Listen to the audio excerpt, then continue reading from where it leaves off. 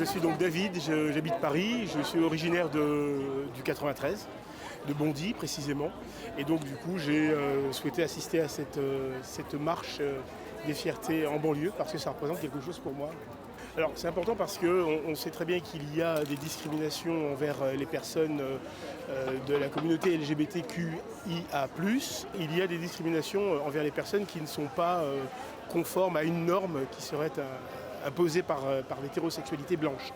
Et donc du coup ça me parle parce que je suis gay moi-même et que j'ai vécu en banlieue et je sais ce que l'on peut subir quand on est dans cette double situation.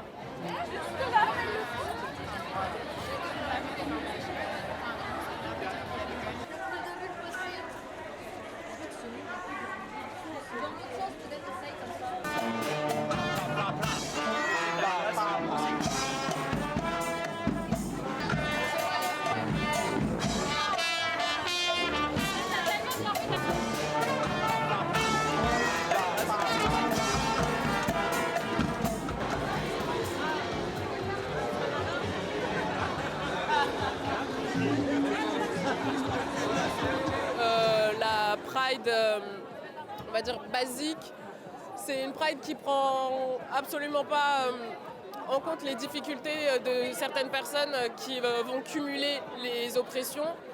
Moi, je suis une personne trans, je suis perçue comme une femme, je suis racisée. Et en fait, je ne me reconnais pas dans ces prides-là. Et c'est pour ça que c'est hyper important pour moi de venir ici et de montrer que non, on n'est pas avec vous, on ne supporte pas les mêmes choses. Et c'est pour ça que ça fait du bien que pendant un moment, la rue soit à nous. Parce qu'en fait, la rue, pour nous, personnes racisées, pour nous, personnes sexisées, etc., c'est un espace où on ne se sent pas en sécurité, en fait. Et le fait qu'on soit aussi nombreux pour reprendre possession de l'espace public, ça donne de la force et ça donne de l'espoir surtout. Et pour que l'accès aux droits communs et à la santé ne soit plus conditionné à la nationalité. Mais j'aimerais rappeler quelque chose. J'aimerais rappeler aussi qu'aujourd'hui ce n'est pas un aboutissement. Aujourd'hui c'est un point de départ. C'est le point de départ d'un mouvement, le mouvement des queers de quartier populaire. Parce que nos revendications, vous les entendez, c'est pas une fois par an. C'est pas une fois par an. C'est tous les jours, c'est toutes les heures, c'est toutes les minutes de l'année. Ah ça oui. À cela s'ajoutent les problématiques propres à la communauté LGBTQIA+. Nous sommes doublement discriminés, doublement invisibilisés, doublement violentés. La solitude peut parfois être immense quand on nous fait comprendre qu'on ne peut pas être lesbienne, LGBTI et venir de banlieue à la fois. On nous force à opposer deux parts de notre identité, comme si la classe dominante en avait quelque chose à faire des lesbiennes, des queers, des quartiers populaires. Nous refusons l'instrumentalisation de nos identités et la stigmatisation des quartiers populaires. L'avenir des banlieues doit être décidé par et pour ses habitants. Nous marchons pour faire entendre nos voix et nous continuerons de lutter pour notre légitimité à exister pleinement et librement. Ça s'est vu, on est des milliers de personnes à être là aujourd'hui et ça montre vraiment que la communauté est partout, tu vois. Il y a vraiment en banlieue, il y a une vraie communauté. Du coup, s'il y a autant de personnes, c'est que autant de personnes avaient besoin d'avoir un espace en banlieue pour avoir sa représentation.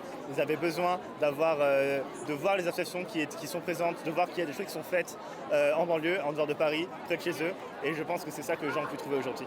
Justement, les personnes de quartier n'étaient pas forcément LGBT, QIophobes, plus que les personnes blanches de Paris. Et qu'au contraire, si on est là, si on peut faire une marche comme ça, c'est que c'est un endroit totalement safe pour nous. Et on l'a montré, dans la marche, il n'y a eu aucun accroc, tout s'est super bien passé. Les gens étaient plutôt contents de voir, mais ils étaient étonnés, ils nous regardaient, mais sans insultes, sans violence, pas du tout comme ce que les gens peuvent penser qu'il allait se passer. On n'est plus à un stade où on montre juste qu'on existe. Non seulement on existe, mais on a des intérêts politiques, on a des besoins en matière de services publics, d'accès à droit, en matière de logement aussi concernant notre revendication principale.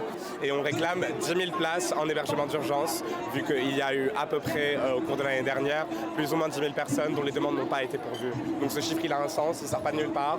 Et il montre qu'en effet, il y a des besoins concrètement qui ne sont pas du tout remplis par les institutions et par le service public en fait. Centre LGBT communautaire, c'est justement des lieux avec des ressources qui peuvent faire de l'accueil, qui peuvent surtout faire de l'accueil en fait de publics qui sont en situation de vulnérabilité en fait, qui ont peut-être été expulsés de là où ils habitent, qui ont peut-être perdu leur travail. Les publics LGBT sont en effet très vulnérabilisés face à ce genre de coups durs. Donc le but c'est justement d'avoir la possibilité de les accueillir, de les prendre en charge et que ça se fasse de façon autogérée parce qu'on se connaît en fait, on sait ce que c'est, même nous on est passé par là, on a tous galéré de la même façon dans nos vies, donc on connaît en fait les solutions à nos problèmes.